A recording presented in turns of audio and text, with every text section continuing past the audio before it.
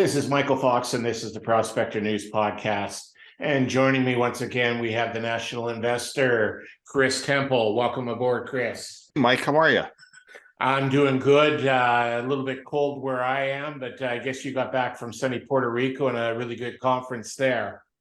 Yeah, we did. My wife and I, neither one of us had been to Puerto Rico before, so we got invited to the Sequire Investor Summit there. I had never been with those particular people before. It was more family offices, money managers, high net worth investors, that type of thing. And I don't know, I think there were about 50 or so companies there, small cap companies for the most part, no one sector, lots of different sectors, actually, several that are already on my recommended list, a couple more that I was especially wowed by that I'll be letting our members know about in fairly short order. One was especially cool. It's a company that won several awards this last January at the Consumer Electronics Show in Las Vegas. And it's going to be one of the biggest changes to your home in many decades coming up. So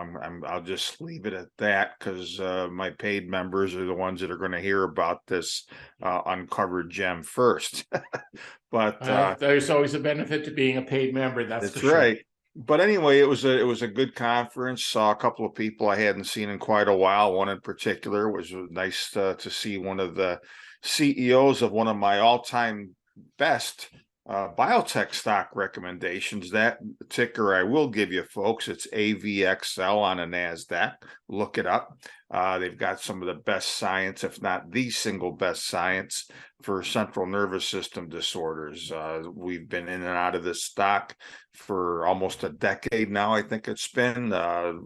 We're getting to about a 5-digit total return on this thing. It's been a big winner, but it's going to still have its best days ahead of it. So I got to see the CEO of that company unexpectedly. He was not on the agenda, but he was there as an investor and looking at some other people, I think. So it's a good show. Puerto Rico is very nice. We stayed in the old San Juan area, which reminds me a lot of being in some other South American old Spanish cities where you've got beautiful architecture and character from several centuries ago. It was a lot of fun. Well, the timing of that trip couldn't have been better for you. As we've been alluding in past broadcasts to this investment thesis about new FAANG stocks moving forward, you just have come out with a very comprehensive 62-page report on these stocks and how it's going to be an investment strategy going forward here for quite some time. Let's start off by reintroducing it as what is the new FAANGs, and let's go from there. Well, sure. The new FAANGs, of course, is a takeoff from the old FAANG stocks. Of course, they were Facebook, Amazon, Apple, Netflix, and Google, and for quite a few years they were the investment theme for a lot of investors. Each of these stocks, zillion-dollar companies, as they are, is kind of an asset class unto themselves. And a lot of people figured it would be easy to manage a portfolio by putting your money in these 5 behemoths, and you just live happily ever after. And it worked pretty well for a long time. And they've had a nice bounce so far early this year, but I think that'll be fleeting. Last year, however, a reality check came in a couple of ways. Number one, the old FAANGs had a loss cumulatively that was more than double that last year of the S&P 500. As a group, these stocks were down 40-some% in 2022. At the same time, although it's uneven so far, the new FAANGs started to get their early attention. Now, it's still a theme that most investors are unfamiliar with, but the new FAANGs, and this is a term that was coined by some analysts at Bank of America Merrill Lynch to kind of encapsulate all these things. The new FAANGs, Mike, stand for fuels, aerospace, agriculture, nuclear energy and other clean, carbon-free sources of energy under the N. And then G is for gold and other metals and minerals. Of course, within that assortment, you've got your battery metals and things like that. And this is going to be the theme, I firmly believe, going forward. I was talking about this as well as a few other people even before B of A came out with their new FAANGs thesis under that name. And it makes all the sense in the world for a whole host of reasons. And really within this overall theme, Mike, a whole lot of sub-themes come in. The great stagflation, as we've been talking about it for quite some time right now. We're seeing shortages of varying kinds and a lot of these different commodities that we need for energy, for infrastructure growth, where food is concerned and so forth going forward. So yeah, this report I just came out with, it's the single largest issue, the National Investor special issue at that I've ever put together. It was a little torturous, I must confess. It's a tedious process to put all these things together, as well as profiles on 10 different companies that in various ways, fit the new FAANGs theme. Not all of my recommendations are in there, but a few of them are, that wanted to be part of this special issue. And it's something where on the cover of it, as you've seen, the old saw is that an investment fad has kind of run its course when your taxi driver or your Uber driver or your shoe shine boy is telling you about them. So on the cover, I've got two different pictures of a taxi driver. And the one, from a year ago, he's saying to his passenger, hey, did I tell you about the cryptocurrencies and the meme stocks that I bought? A Bed Bath and Beyond, for example, a meme stock for a while. Of course, they just filed for bankruptcy protection. And then in the caption next to it, the same guy, and I've got on there, along about 2030 or so, this same guy is going to be saying to his passengers, hey, did I tell you about the critical material stocks I bought? Most investors are still not in these themes. There have been a few smattering of exceptions here and there, but by and large, this is something that is a ground floor, multi-year, perhaps generational opportunity for people that understand all the various things that work that are going to all lead to this theme. Definitely. We're in a position economically and historically where there are a series of pivots going on simultaneously that is going to change how we view the world. The last time this happened was probably back in the dot-com, raging area, when we were getting to the point where a lot of things are going to go computerized and automated. Well, if we're going to move to this green economy, and it seems to me like we're going to go there whether we want to or not. And it's probably a good idea, but tongue-in-cheek, being facetious about it, because it's coming from word on high that this is what we must do. A lot of this new FAANG theme fits into that green energy, does it not? Well, it does. It's not just about green energy, but it's a big part of it.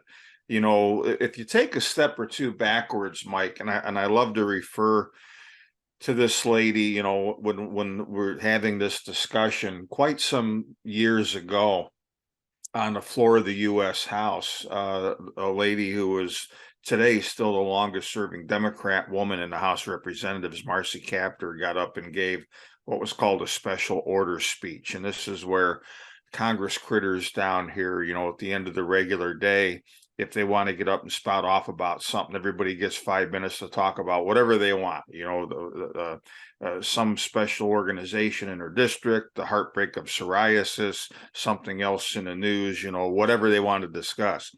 And she got up and talked about energy, and I'm going back quite a few years. And what she said at the time, before anybody was talking even about green energy subjects and things like that, and I'm paraphrasing her point, Mike, she basically said that this country is in very grave danger, we have utterly no game plan long-term for where our energy needs are going to be coming from 20, 30, 50, 100 years down the road.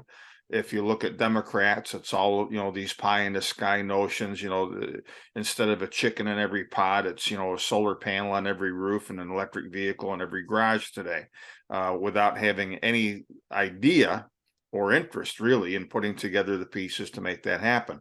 On the Republican side, it's all drill, baby, drill, and just burn up fossil fuels and other things as fast as you can without any regard for conservation or for how much carbon emissions that there are. And I'm oversimplifying the Republican versus Democrat thing to make a point. She said that neither party really has a game plan for how all this is going to come out, and we're going to get to a point where it's going to cause a major crisis. It's going to cause a major downturn for our economy when we just can't meet our needs. Now, we've seen some of these fears come to pass here and there. We saw what happened a couple winters ago in the state of Texas. We've seen what's happened in California with rolling brownouts and blackouts. We've seen a lot of other self-imposed idiocy. The latest one now is that the governor of New York wants to outlaw all new natural gas hookups and that kind of thing. And it brings us to a point where if you look right now, it pretty much the poster child of an idea of how some people say we're going to get to a green energy future with electric vehicles, yet without any proper planning for how to mine these things, process them, have control over them, et cetera, et cetera. It's like these people think that these electric vehicles are just going to magically come out of some extrusion machine, just by a feat of magic, and we're going to power them with fairy dust and unicorn piss. And it isn't going to happen that way. Yet it doesn't stop these people. Again, recently, between the Biden administration generally and the Environmental Protection Agency specifically, the regulations that they put in place require something like 50 to 70% of all new vehicles just by 2030. I mean, that's 6 model years to go are going to be EVs. And yet we don't have the lithium refining capacity. We don't have the copper. We don't have the cobalt. We don't have the nickel. We don't have a lot of things except a lot of hot air and pipe dreams. And this is only talking about the energy economy.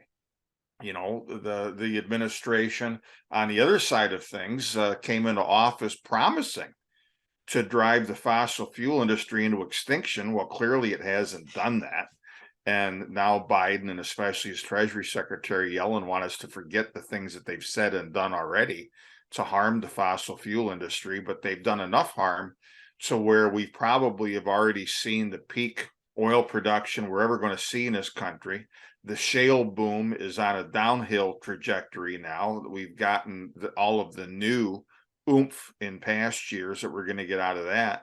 And now there are penalties for people even to invest in these things. So all across the board, and it's just our day-to-day energy needs, it's our game plan to have a greener future and a different energy mix. Almost everything that these policymakers have touched, they've done harm to, rather than fostered, anything good out of. And as time goes on, we're going to pay the price for that. We saw the foretaste of that last year with the spikes in both natural gas and especially in oil and in refined oil products. We've still got very tight supplies of diesel fuel and other distillates. Gasoline is less bad than it was, but chances are, unless we go into a massive recession sooner rather than later, we're likely to be on a trajectory soon to pretty much match last summer's all-time highs for gasoline. Well, yeah, it's the future. The future is now, and Yep. they've successfully, and I've been on my soapbox saying that Canada should be an energy superpower, because we have the old energy, we have the new energy, and we have the ability to get it ethically. And we seem to have a government that doesn't seem to want to do it. And again, just like you say, like it's like unicorn piss and fairy dust is what they think is going to happen. Given this potential energy crisis, how does that fuel into the new FAANG theme? Like when we talk about nuclear, is there other areas of energy that this new FAANG thesis delves into as well? Well, yeah, I mean, first of all, if you look at the new FANGs, F is for fuels, and the point being, and a lot of investors last year, even though the broad stock market had its worst year in quite a while, if you were in a lot of the better oil and gas stocks, even coal, you had a very nice year. Those stocks gave back some of those gains at the end of the year and into early this year, but they've bottomed. And, you know, you've got companies that are Cadillacs that are just spinning out cash like no tomorrow. You know, paying dividends of from 5 to in some cases 10%. Big cash flow, free cash flow generating integrated oil and gas companies, the pipeline companies, the infrastructure companies, you know, especially for folks who are conservative investors, Mike, those are great places to be to ride out whatever happens in the market. So, you know, the conventional energy is still very viable, very investable. A lot of the predictions of its demise were very premature. You know, the president down here, Biden, went from promising to put these companies out of business if he was elected to browbeating him for not producing enough, you know, to help fight rising prices. Well, yeah, and you know, nobody can take this guy seriously that has half a brain anyway. Nobody can take him seriously when he goes from one side to the other on things like that. Don't Nuclear forget he energy, went to Saudi to beg for oil too. well, you know what's hilarious and this is really a part of the new FANG story, besides being hilarious, is there's been 2 or 3 times now in the last year that Saudi Arabia has just poked its finger in Biden's eye and said, "Get lost." You know, we've with this proxy war with Russia over Ukraine, we've succeeded in driving Russia into China's arms. We've now driven away Saudi Arabia. They've made peace with their Middle Eastern friends. They want to be in a block with pretty much the whole rest of the world versus the West. And when you hear the euphemism, the West, it's very disproportionately the US of A. So, you know, and look, even before this war in Ukraine started, Mike, Saudi ministers, other OPEC leaders were warning just what I said a few minutes ago about the long-term veracity of U.S. production capacities. We've gotten the easy stuff. It's kind of like with copper mining or that type of thing. You know, the easy stuff in the world, by and large, has already been mined in most places. As time goes on, grades have reduced. It takes more tons to produce X amount of copper, and you're doing it at a higher cost, so the price must go up. This is across the board. And this is why, for people that have an understanding of these things, you look recently, and I mentioned the correction in energy, you know, even conventional energy stocks that had a really good year in 2022. Look at a lot of copper stocks, silver, nickel, some other ones. And with the exception of the biggest ones that have done fairly decent, even some good advanced exploration and development stage companies, their share prices now don't reflect, and I'm being general, there are a few exceptions, but they just don't reflect what's going on with the underlying commodities, even in the markets now, let alone when you extrapolate. And for instance, with copper, when you understand that stockpiles are very thin and may run out before 2023 is over, it ain't there. And yet you've got some people who are bearish on these types of stocks because, well, we're going to go in a recession or whatnot. Look, even in a recession, you need some form of transportation that's functioning. You need something to power that transportation. You need to be able to turn the lights on, etc.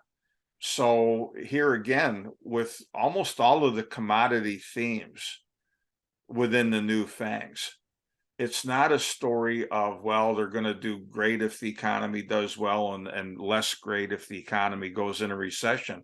The story goes beyond that, Mike, and it's shortages of all of these things that is going to support the price. And when investors in bigger numbers have the light bulb go off over the head and realize this, we will see an acceleration, and more broadly, in what has already started in recent, maybe the last year to 18 months. You know, if you look at the run that nuclear energy stocks and uranium has had for a while, conventional energy, lithium had a nice run for a while, a couple of the other battery metals themes, they're all going to start running in unison, and it's going to become more evident that that long awaited, long-term secular bull market for commodities outperforming financial assets is finally here. Yeah, I don't disagree. I look at a number of things, and one of the things that I disagree with is that thesis that, you know, commodities should be going down because there's a recession on the horizon. You know, yeah, this time is different. Everyone says that all the time, and it's never different. But I think this time is different, and this is my thesis as to why. If we go into recession, what traditionally happens is governments start to spend on infrastructure. And I think this time they're going to spend on green infrastructure, which is going to cause that, you know, need for more copper, more silver, more of these commodities that would normally demand would diminish in recessionary periods. So I think that that is going to be one of the differences this time around as we move into this recession, which could be a long one. If, you know, if I'm seeing things the way they are. The other thing, and this is a question back to you, is that as I see us transitioning in those areas, and there's shortages of copper, nickel, cobalt, and all these other commodities, which of those shortages are going to hit the market first and cause everything to grind to a halt? Well, first of all, I agree completely, and you and I have talked about this before, as far as the policy support that's going to come down the road for a lot of these commodity, basic material, new FAANGs themes, because for too long now, and especially with the whole COVID pandemic as an excuse, many, many trillions of dollars of additional debt was added to everybody's balance sheets with nothing to show for it. You know, the government just prints a lot more money and tells everybody to stay home and play computer games or play on Robinhood or Reddit or something like that. I mean, I could have stayed home and played on computer games. Why didn't I get that memo? Yeah, and so there's nothing to show for this. So you're absolutely right that policy wise and politically, and for a lot of other reasons, not the least of which is that we need these things when the inevitable next major, stimulus measures come out to try and save us from what the Fed is in the process of doing or whatever. I think it will be disproportionately, if not exclusively, tilted towards infrastructure spending and the energy transition. We've already seen the beginnings of some policy support in the form of both loans and grants. It started in the US, it started in Canada. So far, it's a pimple on a fleet compared to what's going to be needed, but at least it's a start.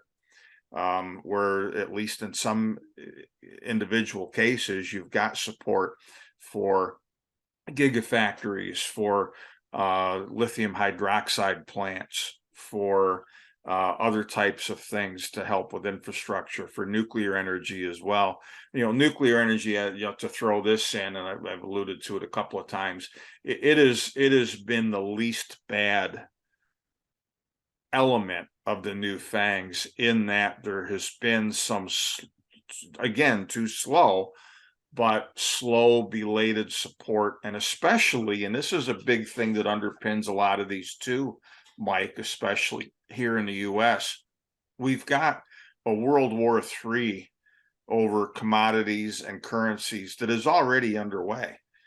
We have already seen, for example, Russia cut off exports of a lot of key gases, helium being one of them. People didn't know until they went to the dollar store to try and get balloons for their kid's birthday, and sometimes you got it, sometimes you didn't.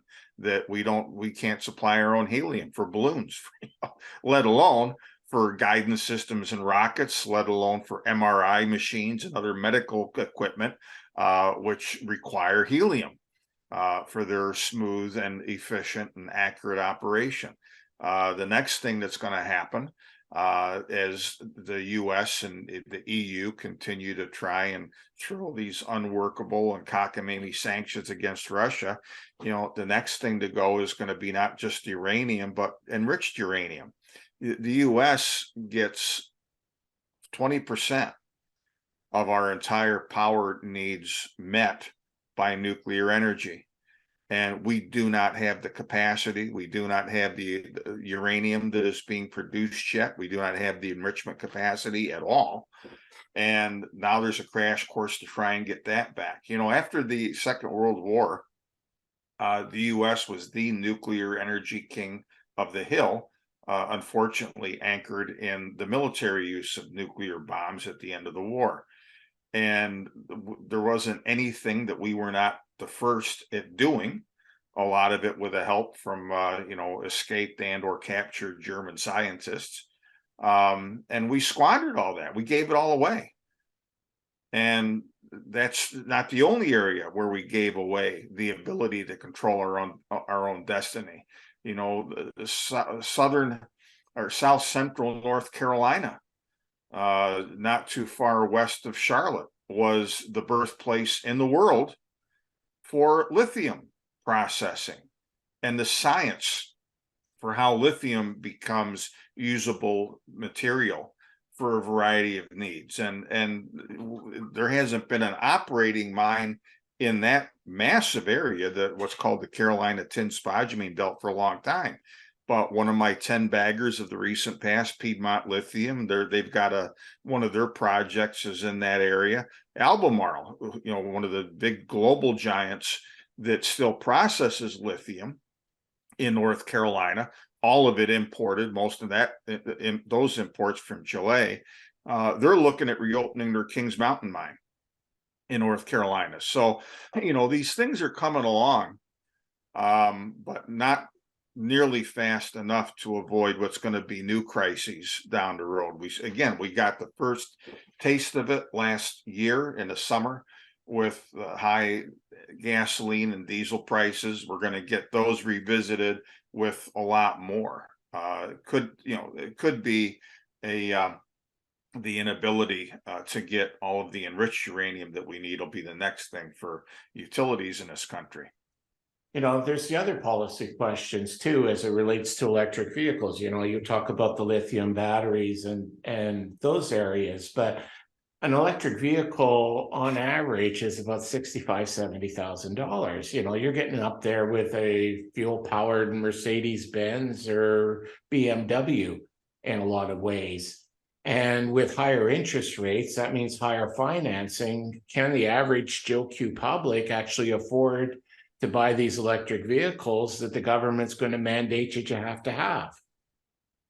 Well, most people can't. There have been some subsidies put into place that take some of that inability away. But this is all just part, Mike, of the poor planning. Now, take, for example, a law that was passed here early on in Sleepy Joe's presidency called the Inflation Reduction Act. And everybody made fun of it to a certain extent, and rightly so, because the last thing that's we've seen happen is for inflation to be reduced. But interestingly enough, if this administration had a policy of aggressively putting the pieces together for the supply chains of everything that's needed for electric vehicles, you could argue, at least more honestly, that this was an Inflation Reduction Act. Because guess what? If we didn't have our uranium mines shuttered, in this country for so long if we didn't have production capacity and development stage projects for all manner of other battery metals shuttered or delayed or hobbled. Guess what? There would be more of a supply of these things and the prices would come down for EVs and otherwise. Regrettably, we're going to have to wait for a change in government down here to realize that economic reality, because the present regime certainly does not. And and some people even make the case that they almost have a conscious policy to run this country into the ground, including our energy needs and our energy independence, just so that later they can impose even more draconian controls on all the rest of us. Some people might consider that a stretch, but when you look at the idiocy of the planning to this point, you look at the sum total of this and say, wait, can somebody really be that stupid, or is there a point to doing things so destructive to our national security and our energy security?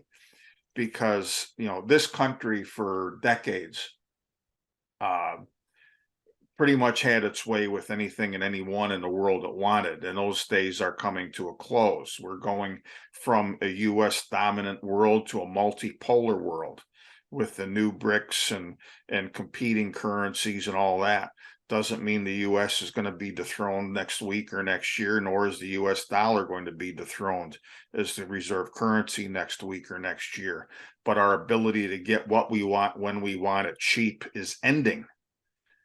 And this is another reason why is in times to come, living costs for Americans and I think Canadians too, are going to just continue to rise, because so many things have changed from the disinflationary days. I mean, look, from the early 1980s through just the last couple of 3 years, you had all kinds of things going on in the world that kept prices down, kept supplies up. Those are gone. The only way we're going to solve that problem for ourselves is to take the bull by the horns and realize that we can't browbeat South American countries anymore to give us all of their resources cheap and leave them with a few crumbs. Nor are we going to get away with it in Africa much longer. The Biden administration is trying to further exploit Zambia and the Democratic Republic of the Congo, especially with trying to get battery metals there, even though they won't let us produce them here to our ability. But those things are all coming to an end. So we need to understand that we put ourselves in a very, very bad place to get dependent on all of these imported goods and whatnot, imported labor. And the world has now changed, but policymakers act like they can still call the shots everywhere. And you mentioned Saudi Arabia a minute ago. That's just one of the examples of people who used to always say yes, massa to the U.S. now saying no. Well, yeah, and I tell you, there was just a report on the weekend here. Yeah, it's a local report here in Prince Edward Island up in Canada about auto sales being down for 2022. And the number one reason was couldn't get the cars to supply the demand. Yeah. And they couldn't get the cars because of the chips. So, and those are, we to add to the, energy centric issues, we didn't talk much about aerospace. A lot of the materials that we need for military, for intelligence, for protecting our country and whatnot, we're dependent on other countries for those. That's got to come to a stop. And even look at agriculture, one of the 2 A's in the new FAANGs. I was talking to one of my companies recently that's involved in some really cool technology to speed up the growing process in greenhouses and other controlled environments for food and whatnot. And I did not realize fully until I talked to this guy that one of the big reasons why the UK specifically, but other parts of Europe as well, are having shortages of fresh produce is because this is even broken. Now we've got the food situation less bad in America for the time being, thankfully, but in other parts of the world, we're seeing food shortages. We see very chronic ones in parts of the developing world still. that the powers that be haven't figured out how to sort that out. There was even a stretch last year, I don't think this is going on now, where the shortages of certain things were so acute that you can go into a grocery store in Germany and you were limited as to how much flour you could buy, how much pasta you can buy, and things like that. So this is another thing going forward where everybody just got lazy. I mean, everybody, the developing, the developed world, sorry, generally, the U.S. specifically, thinking we were going to have these never-ending supplies of cheap food, and that's not happening as much anymore. So all across the board, it's why with all of these new FAANG themes, you've got geopolitical forces, you've got economic forces, you've got the US centric world order that we've had since the end of the Second World War unraveling, costs rising, shortages looming and maybe getting worse. I mean, everywhere you look in all of these themes, these are the stories. It's not a flash in the pan, it's not going away. A lot of people seem to act like it's going to, but it's not. These things are here with us to stay. And, you know, the investors waking up early to these things are going to have the kind of generational wealth building opportunities as at the beginning of the information stretch, you know, back in the 90s and even going way back to the beginning of the Industrial Revolution. If people want to get a hold of you and a hold of this report, how are they going to do that? The report is available free of charge. All you got to do is send an email to me, chris@nationalinvestor.com, or just visit nationalinvestor.com. You know, this is something that I think is a huge investment theme. As you can tell, I'm very evangelical about it, trying to wake people up, not just as investors, but as consumers and as citizens. We're seeing things that none of us in our lives have seen ever. In the case of chronically high inflation, we haven't seen it in 40 years, but that's here to stay. The unraveling of the US centric global order for many decades is unraveling. That's not a bad dream that you're going to wake up from tomorrow, folks. So it means peril and difficulties ahead. It means great opportunities for some sectors, for some companies, even for some countries. You know, you mentioned Canada. I mean, Canada is, you know, one of those countries that if policymakers there play their cards right, you know, you're going to be one of the countries on this planet calling the shots in years to come because you've got the stuff everybody needs. Yeah, definitely. Like I get up on my soapbox all the time saying we, except for government stupidity, would be an energy superpower. We have coal, which is old energy. We have natural gas in abundance. We have oil. We have the oil sands is one of the largest oil fields outside of Saudi Arabia. We have uranium in the Athabasca Basin, which is referred to as the Saudi Arabia of uranium. It's that big. We have lithium, we have cobalt, we have nickel, we have copper, but we have idiots in government. Yeah. Unfortunately, we have those in abundance as well. So that's true. Well, I think in some ways it's less bad up there. You've got a few really good provincial governments that are understanding that, especially where battery metals are concerned, they need to really be aggressive. And so I'm happy to see what Ontario is doing. I'm happy to see what Quebec is doing. You know, the national government isn't always that helpful, although I guess they are after some early back and forth. You know, the big LNG project going out to the BC coast is nearing its completion, and I guess by 2025 you'll be selling LNG there. Well, you would think so, but I've been hearing that for quite some time. Right. I'm going to give a little plug for an event I'm involved with as well, because you mentioned the government of Ontario and the government of Quebec, because they're going to be guests at the same event, and I'm hoping to meet with the ministers of mining at both of those provinces. I'm going to be at an event that's being put on by the SME in New York next week from the 8th to the 11th. And if you find yourself in the New York area, this is a great place for you to learn an awful lot about the mining industry and these critical metals and how it's going to get financed going forward. So just a little plug in there as well. I'm going to put the link to that event. I'll put the link to Chris's new FAANG's report as well at the end of the description of this particular podcast. And hopefully you guys will be able to, as listeners, be able to take advantage of some of the insights that Chris has provided.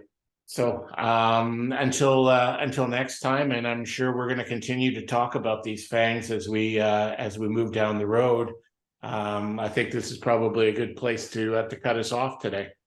Okay, well, we've covered a lot of ground. There's a lot more to cover in that report. So I hope if you haven't seen it already, you do get a copy. As I've said, it's really going to be one of your key manuals going forward in the years to come.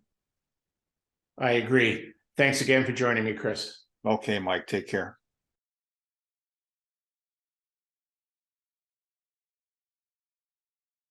The Prospector News podcast is for educational purposes only.